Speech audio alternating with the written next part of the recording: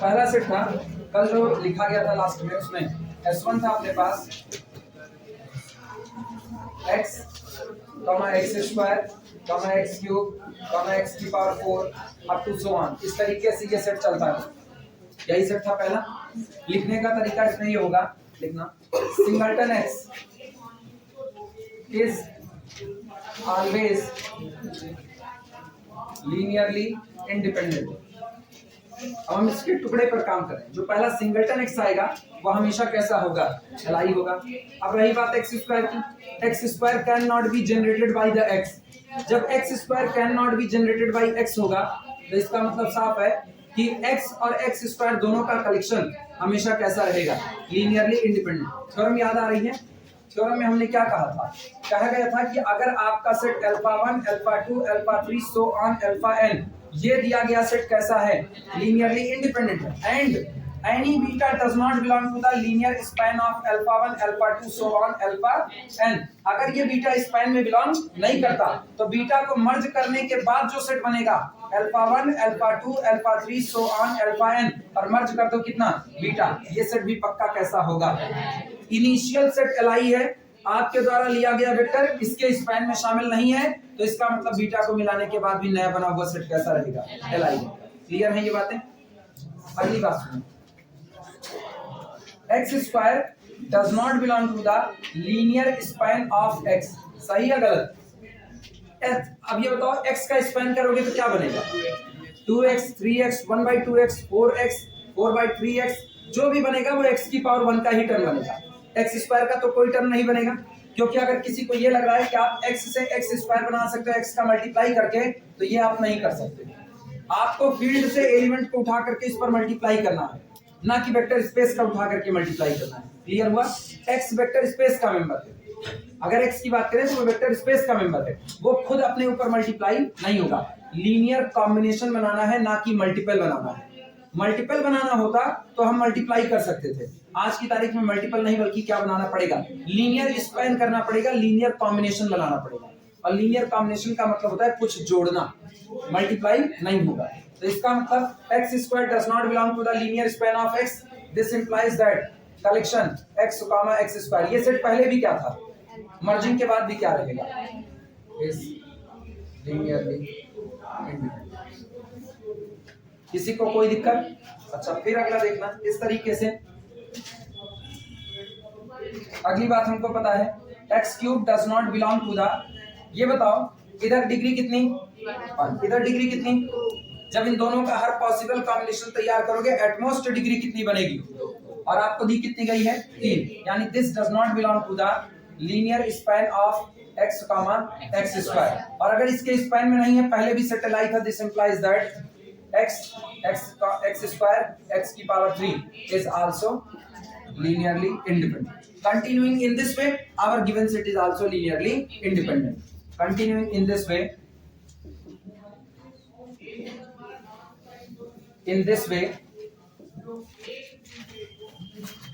S1 is linearly independent. Note करो. Continuing in this way, S1 is linearly independent.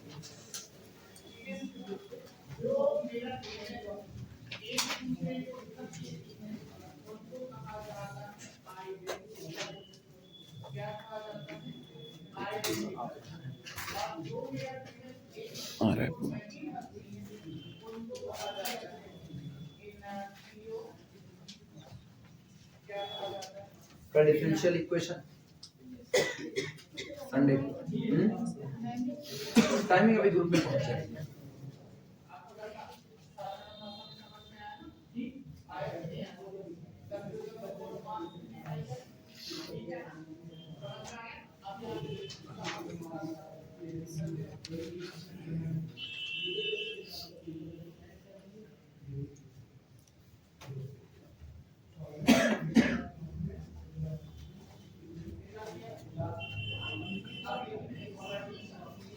लिख लेना, बताना।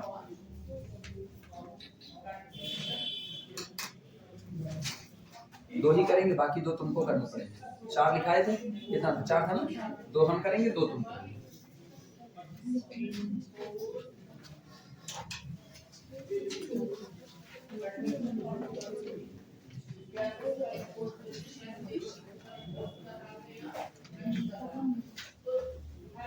हो गया सबका?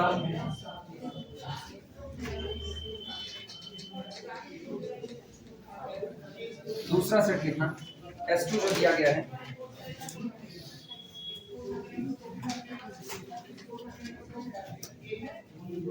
सेकेंड सेट S2 हमारे पास था। S2 is equal to collection of sin x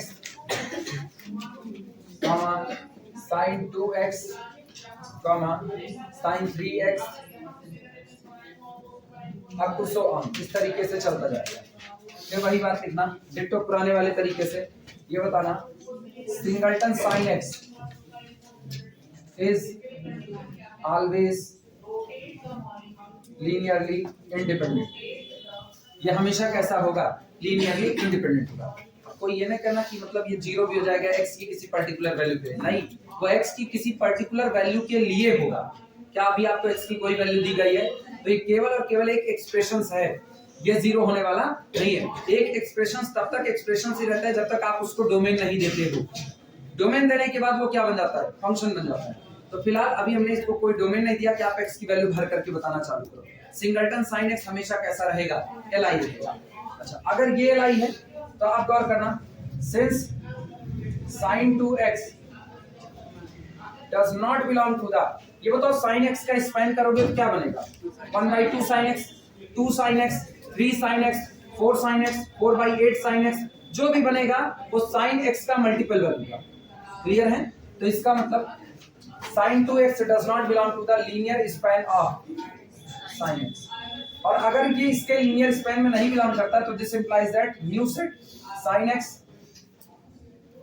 sin 2x is linearly independent, लिखा जा सकता है।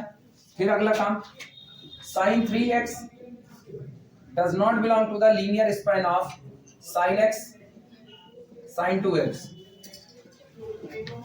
this implies that new set sin x sin 2x sin 3x is linearly independent. Continuing in this way,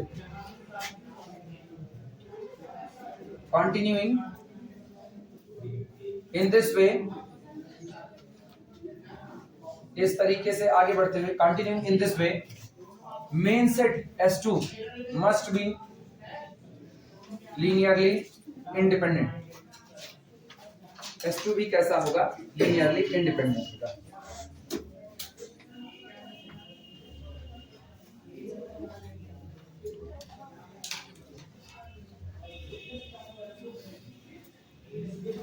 बाकी के दो तुम्हारे जिम्मे रहेंगे,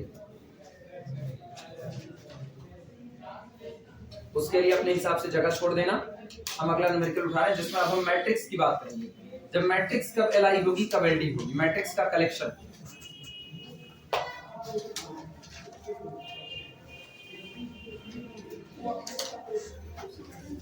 तो लोग ये भी गायब कर दोगे, रात का सेट हो।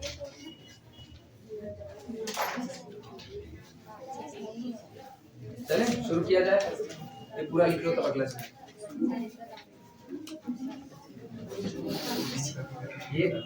ये छाले के लिए लोग चाबी तोड़ यही लोग आगे लोग प्रेत लोग बैठे हुए, ये लोग प्रेत हैं सभी। एक तो इनके घर के बगल में पीपल है, इनके ऊपर ज्यादा असर है ना। और अभी तुम्हें तो बताई, खुद बताई, इसी को कहते हैं शुद्ध प्रेत होना। इसी को कहते हैं 2 मिनट पे बदल रहे हैं, 2 मिनट पे बदल रहे हैं। हटाए, सबका हो गया। प्रेत कब मानता है कि वो प्रेत है? कभी नहीं मानता।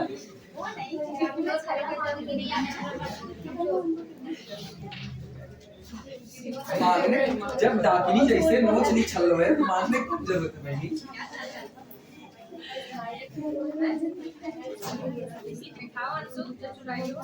कुछ नहीं यार, प्रॉब्लम नोट करना। प्रॉब्लम लिखो, which of the following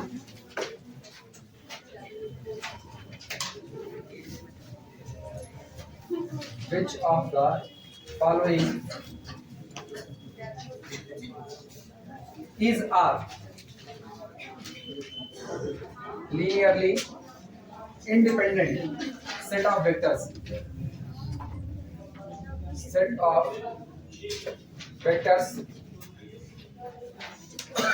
from M2 over R। सुनो, M2 over R की बात कर रहे हैं, ये बात Mn over R की भी हो सकती है, M4 over R की हो सकती है, M3 over R की कहीं की भी हो सकती है। M2 over R का मतलब होता है ये कौन है, ये कलेक्शन है किसका, उन सारी 2 गुणे 2 की मैट्रिक्स का जिनकी सारी एंट्री कैसी है, रियल है। दुनिया में जितनी भी 2x2 की मैट्रिक्स आती हैं जिनकी एंट्री रियल है, डजंट मैटर वो इन्वर्टिबल हो, नॉन इन्वर्टिबल हो, कुछ भी हो, उन सबको उठा करके किसके अंदर रख दिया गया है, एक सेट M के अंदर में, और रिप्रेजेंटेशन दिया गया है M2 over R। पढ़ा जाता है M2 over R is the collection of all 2x2 real matrices. 2 गुणे 2 की जितनी भी रियल मैट्रिसेस हैं वो सब किसके पास हैं, M2 over R के पास है। और इसमें से कुछ सेट को काट करके निकाला गया है, मतलब इसका सबसेट बनाया गया है। उन सबसेट के बारे में पूछा जा रहा है कि उसमें से कौन सा सेट Li होगा, कौन सा सेट Ld होगा। ये बताओ, आप सबसेट कहां से निकाल रहे हो, मैट्रिक्स की दुनिया से, तो इसका मतलब हर सबसेट के अंदर जो एलिमेंट भरे गए हैं वो एलिमेंट भी कौन होंगे, मैट्रिक्स। पहला सेट दिया जा रहा है S1 is equal to collection of 1 1 1 1 comma, दूसरा मैट्रिक्स है 1 1 1 2 कॉमा, अगली मैट्रिक्स है 2 2 2 4।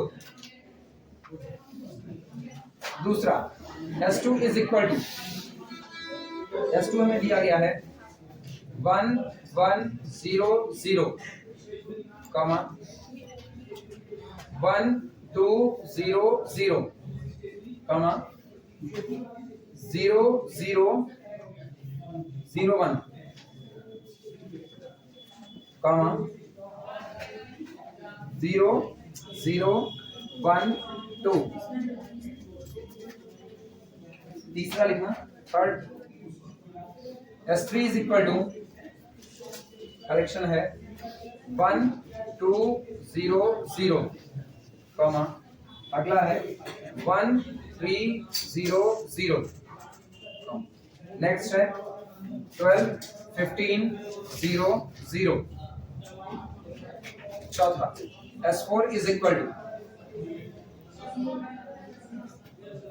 1 0 0 0 कॉमा 1 2 0 0 कॉमा 1 2 3 0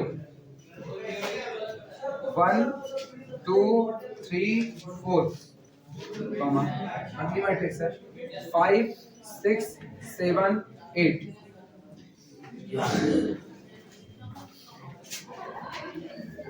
ये टोटल 4 दिया गया है, और आपको ये बताना है इसमें से कौन सा सेट Li है और कौन सा सेट Ld है। पहले चारों इत्मीनान से लिख लो, उसके बाद फिर सॉल्व करते हैं।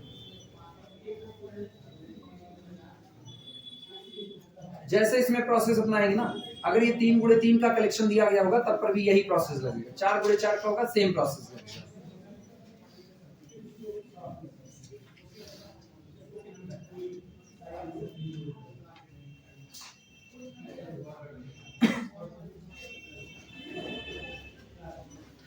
जब एग्जाम होगा ना तो ये चक्कर में ना पड़ना कि मतलब 2 दिन की 3 दिन की गैपिंग मिली है तो तुमको एक एक न्यूमेरिकल पढ़ देंगे, नहीं, एक एक न्यूमेरिकल नहीं पढ़, न्यूमेरिकल वैसे भी रटा नहीं जा सकता है, ठीक। न्यूमेरिकल को देखना, हर वैरायटी में एक से ज्यादा ही न्यूमेरिकल है, हर वैरायटी का एक ही न्यूमेरिकल चेक करना।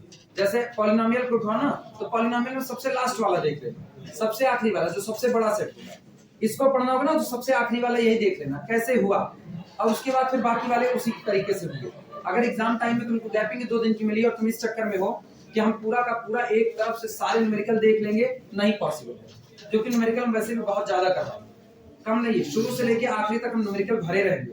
थ्योरम भी है, वो भी नहीं है, जितनी थ्योरम इंपॉर्टेंट है उस पर हम टिक लगा दे रहे हैं पहले से ही, तो कायदे से अभी जब सेशन चल रहा है तब तुम पूरा पढ़ो, इत्मीनान से समझ करके पढ़ो। एग्जाम टाइम में जब होगा तो बाकी हिस्सा सरसरी तौर पर पढ़ते रहना, लेकिन जो इंपॉर्टेंट टिकराएं हैं उसको बिल्कुल कंसीडर कर लेना, ठीक। और हर वैरायटी का एक न्यूमेरिकल, फेमस न्यूमेरिकल है, आउट होता है, कोई फर्क नहीं पड़ता है कि किस चैप्टर में आप पढ़ रहे हो। इनर प्रोडक्ट स्पेस का एक न्यूमेरिकल कंफर्म होगा, रैंक निकालने का कंफर्म होगा, होमोजेनियस नॉन होमोजेनियस का एक न्यूमेरिकल कंफर्म होगा, डिपेंडेंसी इंडिपेंडेंसी चेक करने का कंफर्म होगा। बाकी सब थ्योरम थे, बाकी सब थ्योरम, बीच में कोई न्यूमेरिकल नहीं। ट्रांसफॉर्मेशन का एक न्यूमेरिकल, ट्रांसफॉर्मेशन ना, आइगन वैल्यू आइगन वेक्टर, इसमें या तो थ्योरम या तो न्यूमेरिकल, दो में से कोई एक, सब नहीं, दो में से कोई, या तो थ्योरी या तो न्यूमेरिकल, दोनों तो आ ही नहीं सकता। लिख चुके हो तो शुरुआत करें। ये बताओ, बाकी सब छोड़ो, इस मैट्रिक्स को देखो जरा, इसमें 2 से मल्टीप्लाई करो, 2 1 के 2, 2 1 के 2, 2 1 के 2, 2 गुना 4, ये वाली बन गई कि नहीं? कुछ करने की जरूरत नहीं है, ये डिपेंडेंट सेट होगा। क्लियर है? पहला तो ऐसे ही निपटा दो।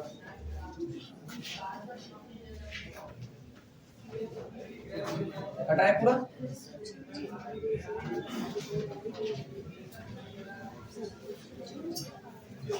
सुनो, सॉल्यूशन में लिखना, सॉल्यूशन में पहला S1 is equal to this, ये कौन है? अल्फा 1, ये कौन? अल्फा 2, और ये कौन? Alpha 3। Clearly 2 times of the alpha 2 is equal to alpha 3. We can generate alpha 3 by use of alpha 2 because alpha 3 is the 2 times of the alpha 2. Clear हुआ? हाँ। इसका मतलब पूरा का पूरा सेट आपका कैसा हो गया? एलडी हो गया। लिखा जाए, this implies that given set is linearly dependent. आपका दिया गया सेट कैसा होगा? लीनियरली डिपेंडेंट होगा। जो देखने से पता चले ना, उसको देख करके निपटा दो। जो देखने से ना पता चले रिलेशनशिप, उसमें आप उठा करके इक्वेशन बनाओ। सब पे इक्वेशन बनाने की नीड नहीं है, मिलेगा नंबर उतना ही।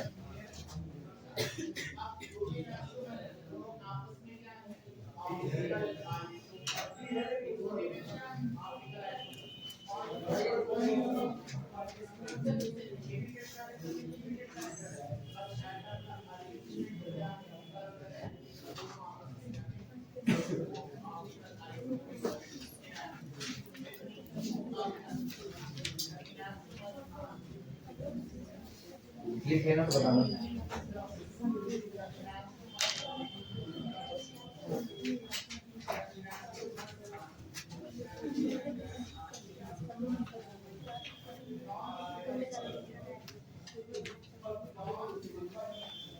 हो गया सबका? सब लोग लिख चुके हैं?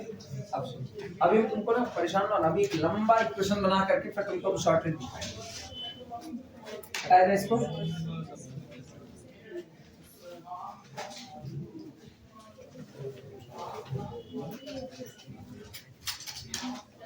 सेकेंड सेट लिखते हैं, S2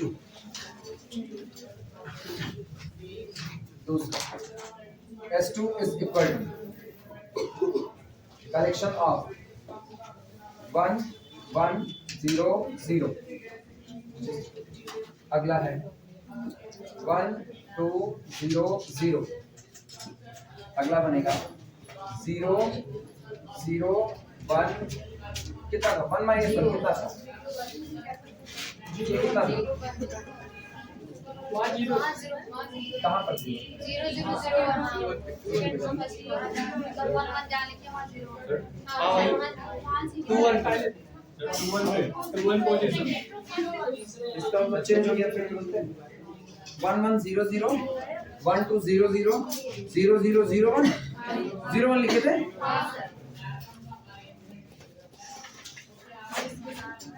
ऐसा ये अच्छा, पता नहीं कहाँ से लिख दिए थे, हाँ नहीं मेरे पास, कैसे लिखते होंगे? 0 0 1 नहीं, अपने को ये याद है ना, मेरे पास 1 - 1 था, हम 1 1 लिखे थे, हमको ऐसा याद है, पता नहीं भगवान मान के अपना कुछ भी हो सकता है, छोड़ो, लग तो जाएगा। ये बताना, ये कौन? अल्फा 3। सबसे पहला काम पता है क्या करेंगे? लीनियर कॉम्बिनेशन बना करके बराबर कर दो किसके, 0 के। यानी कोफिशिएंट बनाएंगे C1 alpha 1 plus C2 alpha 2 plus C3 alpha 3 plus C4 alpha 4 is equal to 0। पहला तो ये काम, अभी ट्रेडिशनल मेथड सीखो, बाद में सीखना बाकी सब। सॉल्यूशन में लेट माना C1 alpha 1 plus C2 alpha 2 plus C3 alpha 3 plus C4 alpha 4 is equal to 0। Clear हुआ? ये बताओ कलेक्शन किसका है, 2 गुणे 2 की मैट्रिक्स का। तो 2 गुणे 2 की मैट्रिक्स में 0 वेक्टर का काम कौन करेगा, 2 क्रॉस 2 की नल मैट्रिक्स करेगी। तो इसका मतलब इस साइड में 2 क्रॉस 2 की नल मैट्रिक्स रखी जाएगी। अब क्या करना, C1 into 1 1 0 0 plus C2 into 1 2 0 0 plus C3 into 0 0 0 1 और प्लस C4 इंटू 0 0 1 2 बराबर कितना, 0 0 0। इक्वेशन सीधे बनाना सीखे, यहां से सीधा इक्वेशन बनाएंगे। ये बताओ पूरे पर C1 का मल्टीप्लाई होगा, पूरे पर C2 का, पूरे पर C3 और पूरे पर C4 का, सबका मल्टीप्लाई होगा। पहले वाले से में आएगा this implies that 1 into C1 पहला बना रहे 1 into C1 plus 1 into C2 plus 0 into C3 plus 0 into C4। क्या ये पूरे सम में पहला एलिमेंट होगा कि नहीं, और बराबर होगा किसके, कोई दिक्कत? फिर सुनना, यहां आना, दूसरा बराबर होगा दूसरे के। तो कितना, 1 into C1 plus 2 into C2 plus 0 into C3 plus 0 into C4 और बराबर फिर किसके, ये तो 0 ही रहेगा। अगला सुनना, थर्ड वाले में आ रहा है, थर्ड वाले का जोड़ बराबर होगा थर्ड के। कितना, 0 C1 plus 0 C2 plus 0 C3 plus 1 into C4 और बराबर कितना, लास्ट में 0 C1 plus 0 C2 plus 1 into C3 और प्लस 2 इंटू C4 बराबर कितना। आगे का काम जानते हो, मैट्रिक्स में चेंज करना। सो ऑगमेंटेड मैट्रिक्स,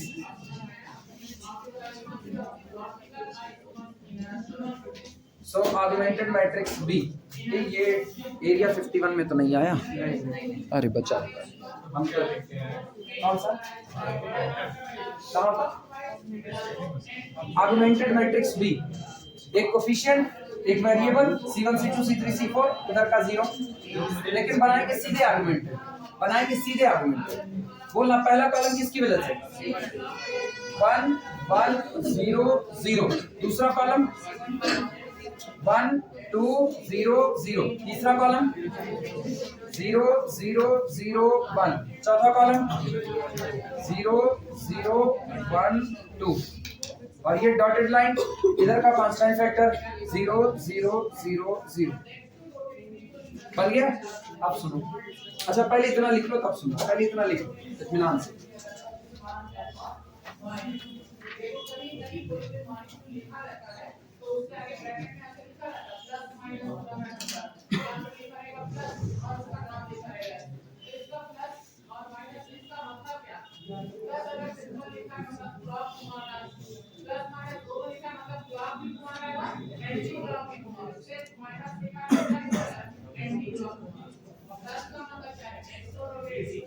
पूरा ध्यान से लिख लो तब फिर बताना।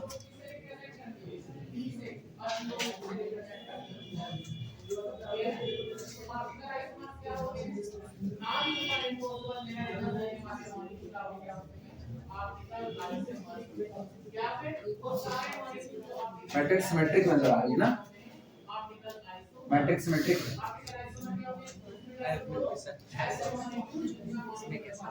1 1 0 0 1 1 0 0 बड़े तो 0 0 1 2 0 0 0 0 0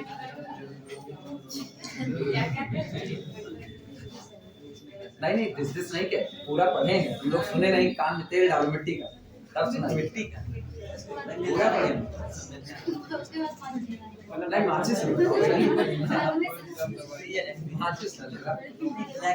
बस धूम्रपान निषिद्ध क्षेत्र में जाओ उसके बाद।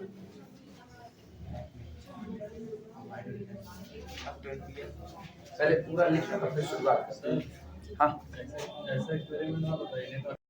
सुनो, इधर का लिख चुका पैटर्न समझने की, इधर का स्तर, क्योंकि उधर से सिमेट्रिक बन गया था ना, इसलिए हमको थोड़ा सा चेंजिंग करनी पड़ी। अब हम अपनी मर्जी से 4 एलिमेंट ले रहे हैं, 1 2 3 4 3 2 1 5 3 2 2 3 4 2 2 1, ठीक। और इनका लीनियर कॉम्बिनेशन, किसी ने हमसे कहा चेक कीजिए 4 के 4 वेक्टर एलाइन है या एलडी है, तब इनका कॉम्बिनेशन बराबर कर दिया किसके, 0 के। बना C1 into alpha 1 plus C2 into alpha 2 plus C3 into alpha 3 plus C4 into alpha 4 is equal to 0।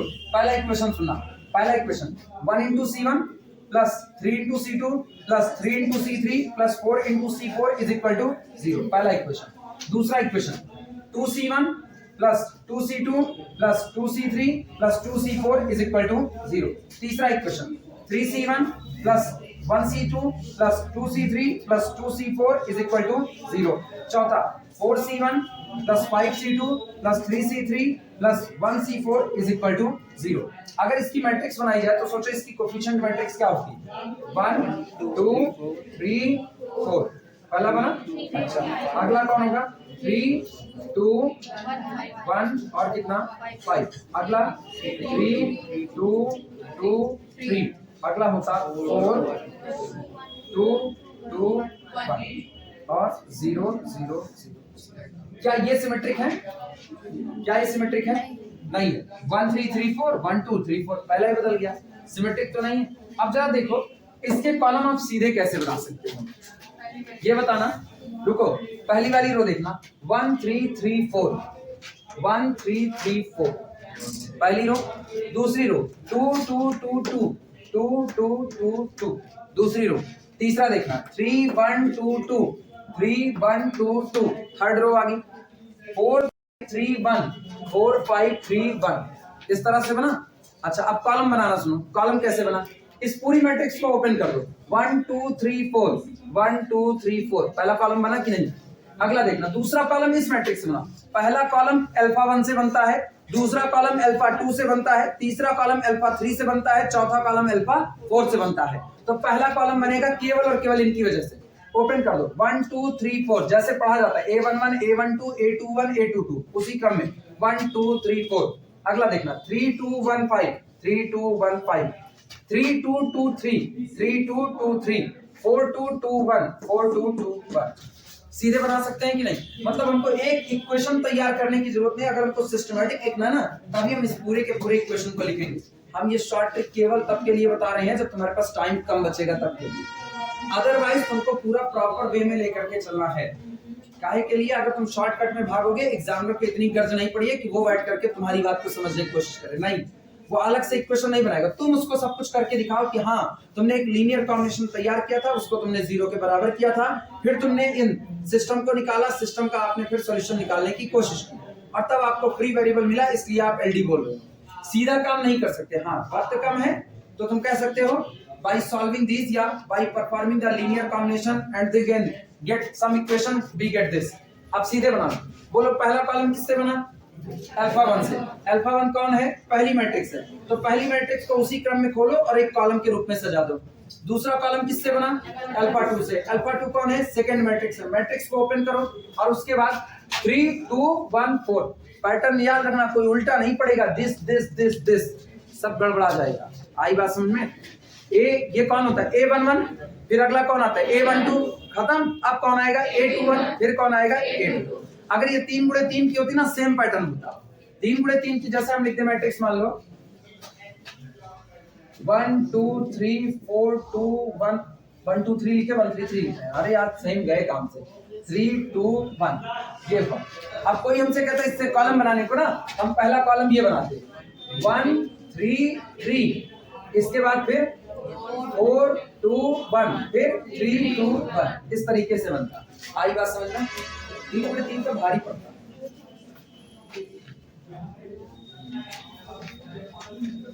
अरे 2 गुणे 2 की है तो घर को 4 तैयार हुए, क्योंकि कुल कितनी एंट्री होती है 2 गुणे 2 में 4। अगर 3 गुणे 3 की होगी तो 3 त्रिका 9 एंट्री होगी, सीधे 9 तैयार होंगे। 4 गुणे 4 की होगी तो 16 तैयार होंगे, इतना भारी नहीं देगा, बस पैटर्न याद रखना, बस काम बना। चलो शुरुआत करो।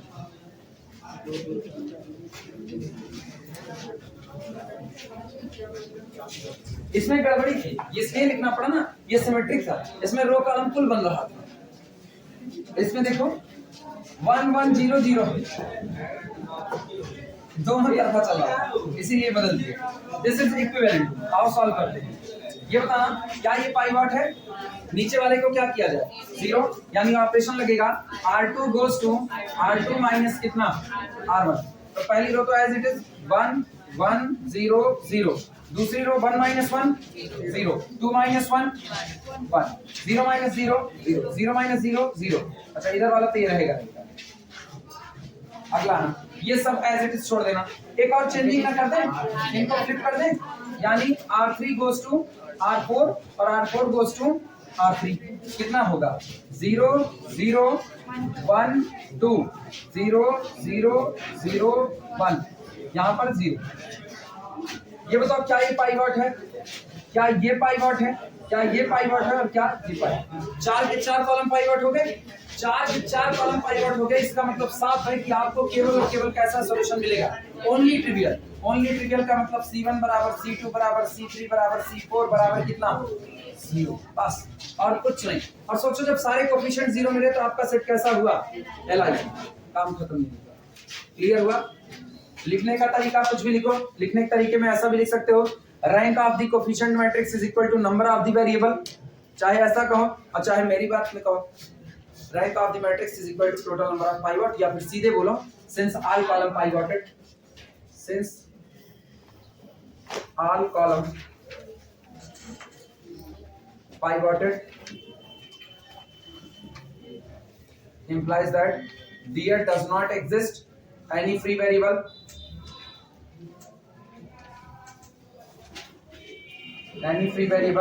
so यहां पर कोई भी फ्री वेरिएबल नहीं है, इसलिए we get only trivial solution, only trivial solution. और ये ट्रिवियल सॉल्यूशन कौन है, दैट इज C1 बराबर C2 बराबर C3 बराबर C4 बराबर 0। इसका मतलब अगर आपको इन मैट्रिसेस को जोड़ करके, सोचो इसने कहा क्या, अगर आपको इन मैट्रिसेस को आपस में जोड़ करके जीरो वेक्टर को बनाना है तो आपके पास बस एक रास्ता है, आप सारे के सारे कोएफिशिएंट कितना पुट कर दो 0, यानी हर मैट्रिक्स में कितने का मल्टीप्लाई कर दो 0। इसके अलावा कोई तरीका नहीं कि आप इनसे जीरो वेक्टर को बना सकते। क्लियर हुआ।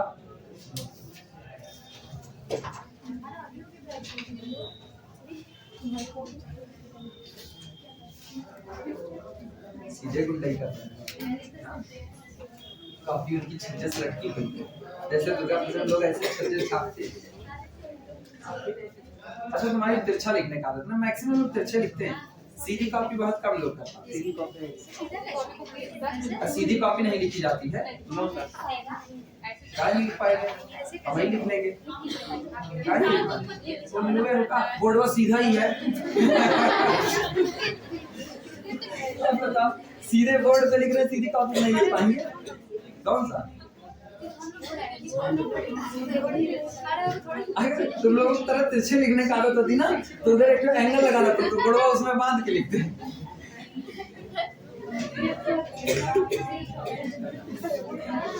हो जाए तो बताओ, फटाफट कैलकुलेट करो।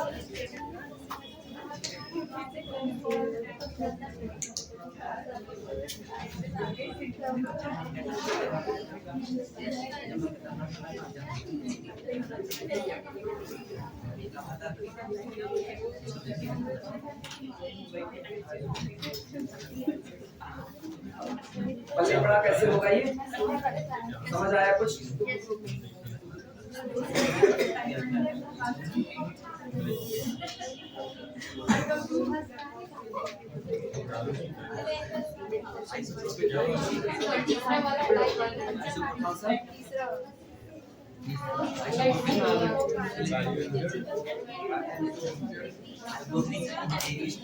रेडी है, इसका रेडी है। चौथे वाले क्या हाल है, सुनो इधर वापस आओ सब लोग, कहाँ पर पहुंचे हो गया कंप्लीट। यहाँ वाले को, ये वाला, अरे ये बचा रहे, ये पूरा बचा, उधर नहीं जा, अपने इधर वाला हटा।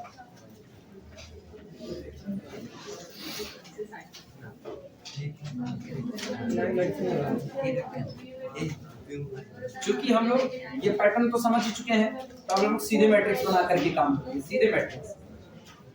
सुनो, तीसरा बहुत छोट भर का है, तीसरा तुम निपटाना, चौथा बड़ा है, हम निपटा रहे हैं। चौथा S4 अपने को दिया गया है, S4 is equal two matrix है, ये मैट्रिक्स चेक कर लेना, हम गड़बड़वा देंगे, हमको याद बात नहीं। 1 0 0 0 1 2 0 0, अगला 1 2 3 0, अगला 1 2 3 4 और 5 6 7 8। चलो, पता है कॉलम कैसे बनेगा?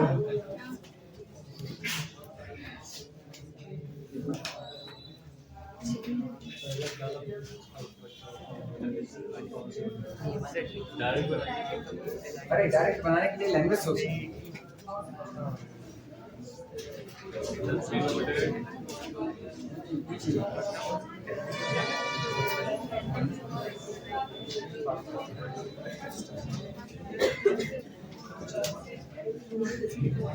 आई थिंक टेस्टर मैट्रिक्स भी, अब टेस्टर इक्वल है जिससे आप टेस्ट करते हो, दैट्स द टेस्टर। तो टेस्टर मैट्रिक्स बनाते हैं। अरे तो बहनी हम जानते हैं एलडी होगा कितना, 1 0 0 0 है, अगला 1 2 0 0, अगला 1 2 3 0, अगला 1 2 3 4, अगला 5 6 7 8। यही रहा एक बार में एलडी। रीजन सुनो, ऑर्डर देखो इसका, 4 गुणे 5 का, 4 गुणे 5 में मैक्सिमम कितने पाइवट चढ़ सकते हैं? एक तो छूटेगा छूटेगा, एलडी तो है ये, वही बात। क्लियर हुआ? हाँ वो तो दिख ही रहा है क्लियरली। ये pivot last column non pivot है, देखना clearly. There exist a non-pivot column. A non-pivot column implies that, सुनो, एक non-pivot column की मौजूदगी आपके बने हुए homogeneous equation का कैसा solution देगी? Non-trivial. Implies that corresponding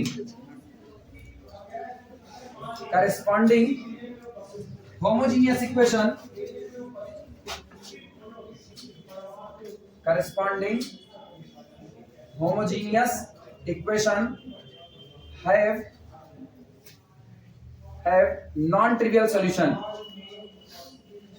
have non-trivial solution,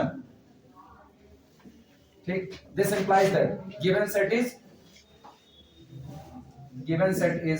linearly dependent, दिया गया सेट linearly dependent होगा।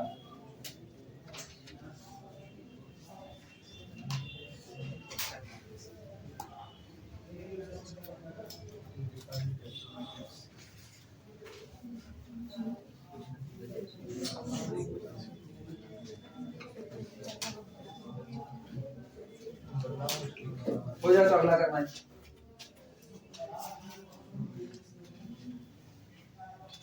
हम अपने जिम में ब्लेम नहीं लेंगे, हम पूरा लीनियर अलजेब्रा पढ़ा देंगे, पूरे न्यूमेरिकल बता देंगे, फुल पेपर में ये करेंगे। अब बाकी तुम्हारी अपनी जिम्मेदारी है, तुम कितना एग्जाम में उल्टी कर पाते हो, ये तुम्हारी अपनी जिम्मेदारी है।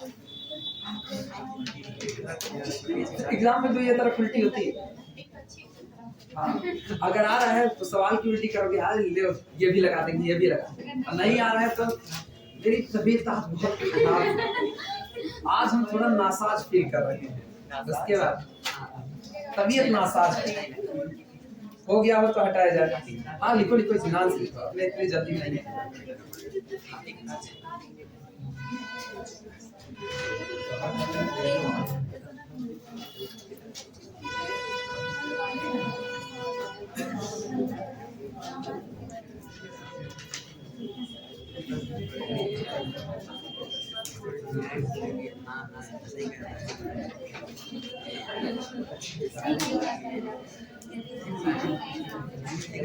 किताब में किताब में LILD वाले न्यूमेरिकल जो है लग पा रहे हैं, कुछ लग जा रहे हैं थोड़े और। इसमें से कुछ मिल रहा है, कुछ मिल जा रहा है न्यूमेरिकल। कृष्णा वाले हाल बताएं, कृष्णा वाले उनके ज्यादा होती है, कुछ मिल रहा है, मिल जा रहा है इससे। सेम सेम नहीं होगा, सेम सेम कैसे हो सकता है? 20 तो किताब से बटोर करके एक तो नोट्स बनाते हैं। हो गया सबका, सबका हुआ।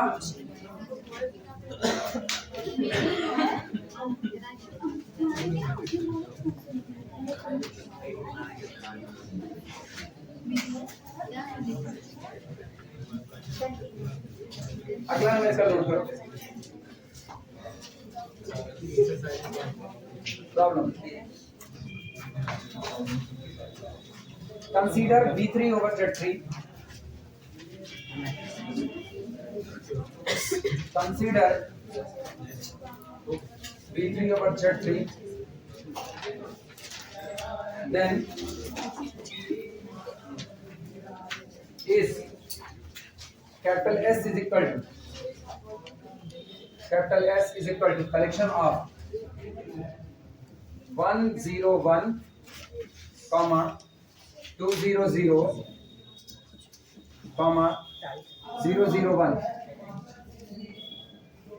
001 is linearly independent? Question mark. Solution.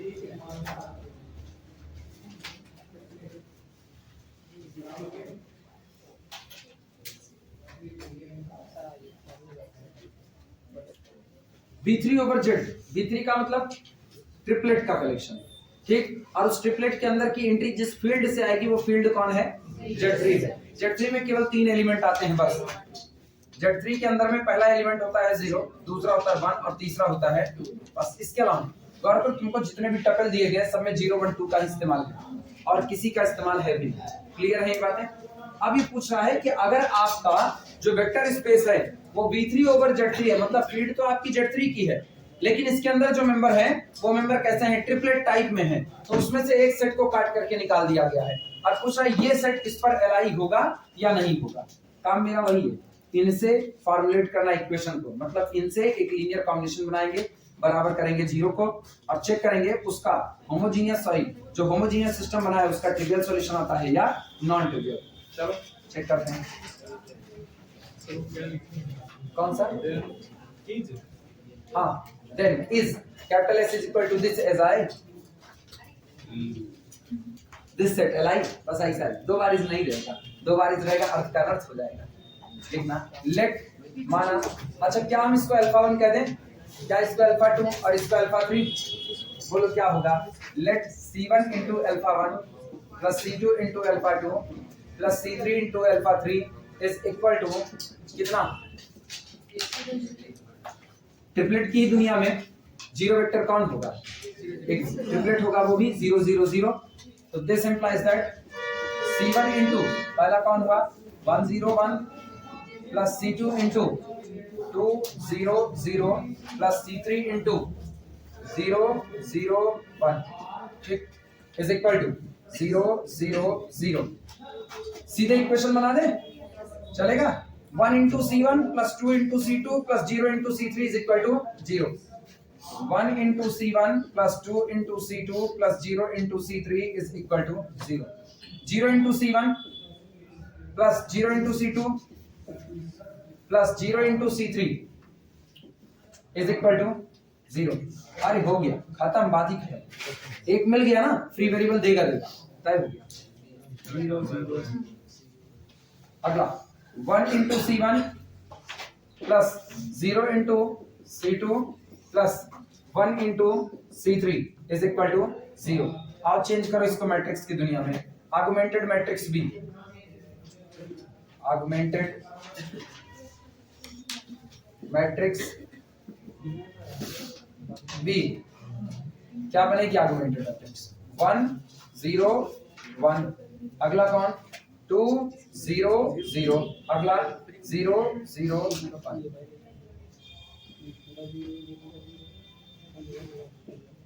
ये बना। क्या फ्लिपिंग की जाए? R2 को भेज दें R3 पर, R3 को भेज दें R2 पर, this is equivalent to R2 goes to R3 and R3 goes to R2. ये होगा 1 2 0 0 0 no 1 0 1 0 0 0 0 0। हम ना कोई इक्लान फॉर्म नहीं बनाएंगे, कोई इक्लान फॉर्म नहीं। अपने को पता है कि आज की तारीख में इसकी रैंक कभी भी 3 नहीं आ सकती। रैंक 3 आती तभी आप ट्रिवियल सॉल्यूशन पाते। रैंक 3 आती मतलब 3 पाइवट चढ़ते। आप चाह कर भी 2 ही पाइवट चढ़ा भी सकते हो। फिर भी जिनको दिक्कत लगे एक ऑपरेशन चल देते हैं लोग, ये पाइवट है, इसके नीचे वाले को 0 बना देंगे, यानी R2 goes to R2 minus R1। वैसे समझ रखो इस बात की, एक रो कंप्लीटली 0 हो गई। किसी भी स्क्वायर मैट्रिक्स में एक रो का कंप्लीटली 0 होना गारंटी है कि आपको टोटल उतने पाइवट नहीं मिलेंगे जितने आपके पास कॉलम है। ये स्क्वायर मैट्रिक्स का किस्सा है, 3 गुणे 3 की है। 3 गुणे 3 की मैट्रिक्स में अगर 3 रो पाइवट बनेगी तो 3 कॉलम ऑटोमेटिकली होंगे, 2 रो पाइवट बनेगी तो 2 कॉलम। और अपने पास एक रो कंप्लीटली नॉन जीरो है, सॉरी कंप्लीटली 0 है, तो क्या उसके पास कोई पाइवट जाएगा? कभी नहीं। तो उसका पाइवट चढ़ेगा नहीं, मतलब एक कॉलम में पाइवट नहीं आएगा। और एक भी कॉलम नॉन पाइवट हुआ तो इसका मतलब फ्री वेरिएबल आ चुका है। फ्री वेरिएबल आने का मतलब कितने सॉल्यूशन? इनफाइनाइट। फिर भी हम चल दे रहे हैं 1 2 0 0। सुनो 1 minus 1 0 0 minus 2 -2 1 minus 0 1 0। बोलो कितने पाइवट आए? 2 ही पाइवट आए कि नहीं? इसका मतलब this implies that there exist free variable, so there exist non trivial solution. Non trivial solution, और नॉन ट्रिवियल सॉल्यूशन होने का मतलब है this implies that set is दिया गया सेट लीनियरली डिपेंडेंट। नोट करो।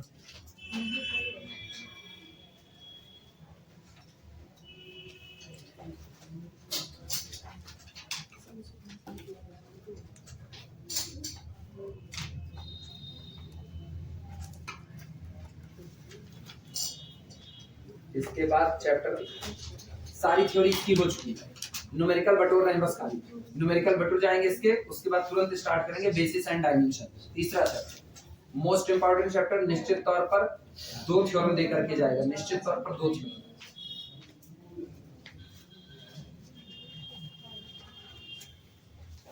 साढ़े 7 नंबर की आने वाली थ्योरम उसी में पड़ी होती है, बेसिस एंड डायमेंशन। बड़ी फेमस थ्योरम है। Every linearly independent set either itself a basis or can be extended as a basis। वहां कहा जाता है सीधे सीधे थ्योरम है, every linearly independent set either itself a basis। अगर कोई li है तो या तो खुद बेसिस बनेगा और या तो आप उसका एक्सपेंशन कर सकते हो और बढ़ा सकते हो उसको बेसिस बनाने के लिए। और फिर एक मोस्ट इंपॉर्टेंट थ्योरम उसी में आती है जहां पर वो कहा जाता है इफ अ सेट स्पैन, सोचो वो क्या करें, if a set span a vector space then either this set itself a basis or can be constructed as a basis। या तो आप उसको सिकोड़ सकते हो बेसिस तक पहुंचने के लिए। एलडी सेट जो होते हैं ना, एलडी सेट, उनके अंदर ये दमखम होता है कि हो सकता है वो आपके वेक्टर स्पेस को स्पैन कर ले जाए। एलडी सेट हो सकता है आपके वेक्टर स्पेस को स्पैन कर ले जाए, और अगर एलडी सेट आपके वेक्टर स्पेस को स्पैन कर रहा है तो इसका मतलब उसने अपने अंदर में बेसिस को छिपा करके रखा है। उस बेसिस को छिपाने के लिए आपको उसमें से एलडी लोगों को निकालना पड़ेगा। हम तुमको इतना बड़ा एक कद्दू दे दिए, ठीक है, और हम तुमको वो दिए तो तुमको ये लग रहा है हाँ ठीक है, इससे 2-3 लोगों का खाना बन सकता है, 2-3 लोगों भर की सब्जी बन सकती है, ठीक, लेकिन फिर भी उसमें सड़न है। ये नजर आ रहा है उसमें सड़न है, और वो इतना बड़ा नजर आ रहा है कि हाँ इसमें कुछ लोगों के लिए सब्जी वगैरह बन सकती है, तो इसका मतलब है सब्जी बनने का मतलब आप बेसिस बना सकते हो, आधार बना सकते हो। तो सड़न को काट करके निकालना। पूरा कद्दुए सड़ा हुआ दिए हैं, किसके लिए बन पाएगी? कुछ बनने वाला है? कुछ नहीं पॉसिबल, उसको फेंकना ही काम आएगा। तो अगर हम तुमको केवल और केवल सिंगलटन 0 दे दिए, सिंगलटन 0, तब उसके लिए ना केवल और केवल इम्पटी वही बेसिस बन सकता है। नल स्पेस बना सकते हो। अभी चीजें खराब नहीं होती, चीजें हमेशा इस्तेमाल लायक होती हैं। सड़ी हुई है तब भी, सड़ी हुई है अपने दुश्मन को खिला दो, तबियत खराब, उसी काम आएगा, कुछ और नहीं आएगा, इसी के काम आएगा ना। किस पे? इनको प्योरीफायर हटाया जाए।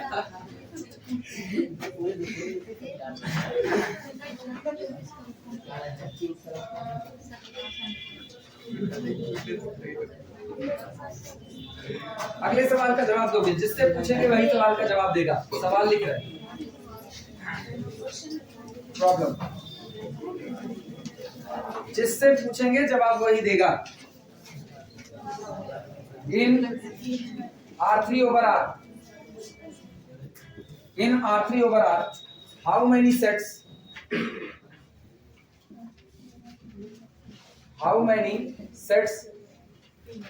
containing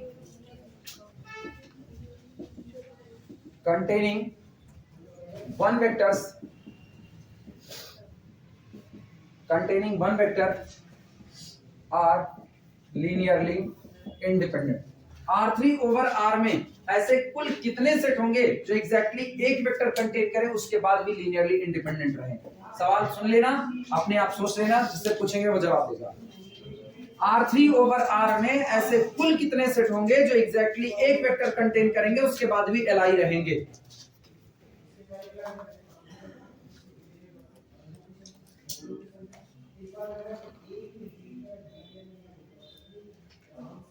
सुन लिए? चलें अब हम चलें, चलो भाई सबसे पीछे एक्सप्लेनेशन नहीं चाहिए, सिर्फ जवाब चाहिए, एक्सप्लेनेशन नहीं चाहिए। R3 over R में कुल कितने वेक्टर होंगे जो केवल और केवल एक वेक्टर कंटेन करें? कुल कितने सेट होंगे जो एग्जैक्टली एक वेक्टर कंटेन करेंगे और LI बनेंगे?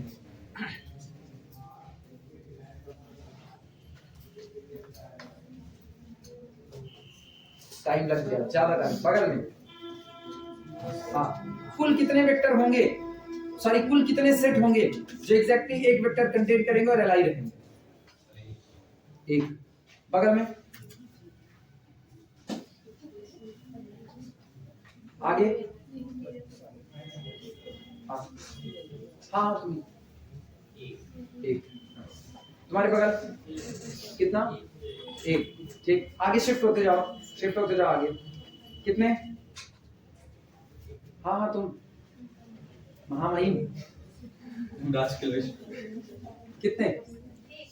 एक, बगल में एक, बगल में एक, बैठो, बैठते जाओ इधर, एक, बैठो, तुम्हारे बगल तीन, बैठो, तुम एक, बैठो, बगल एक, अब रुक जाना, बैठो, बैठ जाओ बहनी, ये बहनी बैठ जाओ ना, कसम खाई हुई है। कितने? एक, हाँ एक, बगल में एक, इसके बगल, अच्छा एक वाले लोग हाथ ऊपर करें, कितने लोग कहते हो केवल और केवल एक होगा? हाथ ऊपर, यार देखो अभी इतने लोग खड़े थे, हाथ ऊपर, एक वाले एग्जैक्टली एक सेट वाले हाथ ऊपर करें, फिर नहीं कर, अभी यार सब लोग एक बोले तो हाथ ऊपर करो। अच्छा एग्जैक्टली तीन वाले लोग हाथ ऊपर करें, एग्जैक्टली तीन वाला कोई नहीं, अभी एक था कोई एग्जैक्टली तीन वाला, तुम, हाँ कितने लोग कहते हो मोर देन 3? हाथ ऊपर, मोर देन 3, हाथ ऊपर रखना, मोर देन 3 वाले कितने? हाँ कितने? इनफाइनाइट वाले लोग हाथ ऊपर करें, हाँ अभी सही है।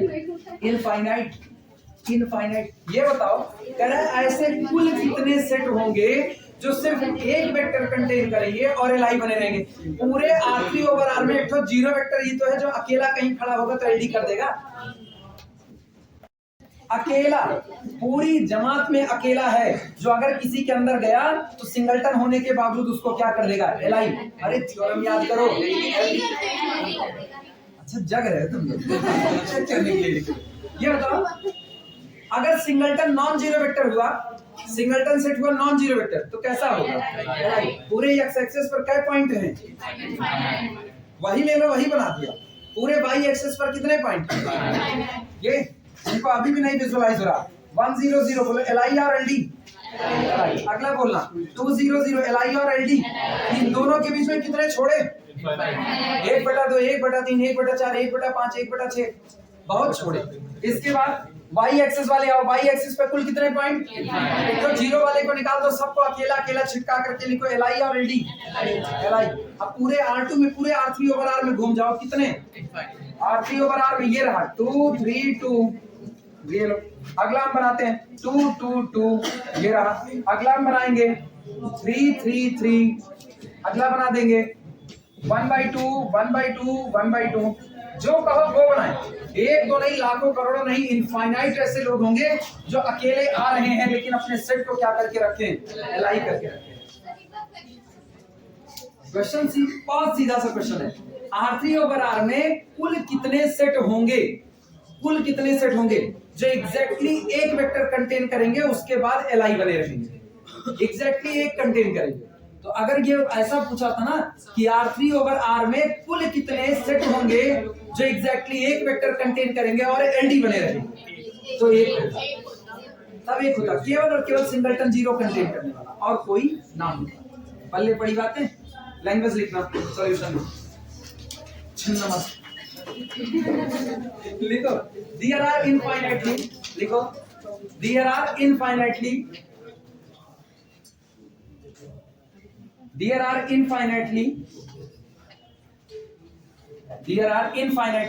non-zero triplet. There are infinitely non-zero triplet. There are infinitely non-zero triplet. ऐसा ट्रिपलेट जो कंप्लीटली जीरो नहीं। इन R3 over R there are infinitely many non-zero triplet in R3 over R। हुआ? By taking one, full stop करके लिखना, by taking one at a time, एक समय में एक ही ट्रिपलेट उठाइए। By taking one at a time we can construct, आप एक बार में एक ट्रिपलेट उठाइए। टोटल कितने हैं आपके पास नॉन जीरो? इनफाइनाइट। एक बार में एक उठाना है, एक बार में एक सिंगलटन सेट बनाना है, तो एक बार में एक एक ट्रिपलेट उठाते जाओ। ये एक बार में एक, दो मत उठाना, दो उठाओगे तो एलडी होने की पॉसिबिलिटी जिंदा हो जाएगी। ठीक, और हमसे एक सिंगलटन का ही पूछा है, तो कह रहा है by taking one at a time we can construct, हम बना सकते हैं, we can construct infinite singleton set. We can construct infinite singleton set and all are alive,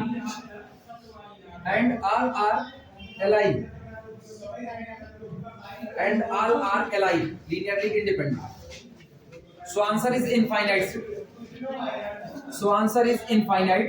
sets। इसलिए आंसर क्या होगा, टोटल कितने सेट होंगे, इनफाइनाइट। अच्छा, अगला सवाल सुनना, R3 ओवर R में कुल कितने सेट होंगे जिनकी कार्डिनलिटी 2 होगी। R3 ओवर R में कुल कितने सेट होंगे जिनकी कार्डिनलिटी 2 होगी और वो एलडी होंगे। R3 ओवर R में कुल कितने सेट होंगे जिनकी कार्डिनलिटी 2 होगी, मतलब वो 2 वेक्टर कंटेन करेंगे और उसके बाद भी एलडी रहेंगे, इनफाइनाइट। और एलआई के लिए यही पूछा जाए तो कुल कितने सेट होंगे जो एलआई रहे और एग्जैक्टली 2 वेक्टर कंटेन करें, वो भी इनफाइनाइट। याद आया?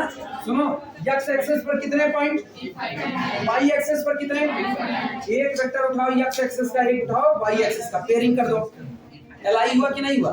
फिर एक उठाओ एक्स एक्सिस का, एक उठाओ वाई एक्सिस, पेयरिंग करो, एलआई हुआ कि नहीं हुआ। फिर एक एक्स एक्सिस का, एक वाई एक्सिस का, फिर पेयर करो, एलआई हुआ कि नहीं हुआ। अच्छा, एक्स एक्सिस पर कुल कितने पॉइंट, दोनों पॉइंट पर एक्स एक्सिस से उठाओ, दोनों पॉइंट एक्स एक्सिस से, हर बार बना हुआ सेट क्या होगा, एलडी होगा। कुल कितने बनाओगे, इनफाइनाइट। एलआई कितने बनाओगे, इनफाइनाइट। अब की बात सुनना, अब हम तुमसे पूछ रहे हैं R3 ओवर R में ऐसे कुल कितने सेट होंगे जो एग्जैक्टली 4 वेक्टर कंटेन करेंगे और एलआई बने रहेंगे। R3 ओवर R में ऐसे कुल कितने सेट होंगे जो एग्जैक्टली 4 वेक्टर कंटेन करेंगे और एलआई बने रहेंगे, एक भी नहीं। याद है result? If number of entries less than number of vectors then our set always becomes L. याद आया? ट्रिपलेट ही तो है, 3 एंट्री तो रखेगा, 3 एंट्री रखा और आपने 4 वेक्टर रख लिया, तो इसका मतलब कॉलम की संख्या 4, रो की संख्या 3, एक कॉलम नॉन पाइवट छूटा कि नहीं छूटा। ठीक है, कितना हुआ आपके पास टाइम, बस इसी पर रोको।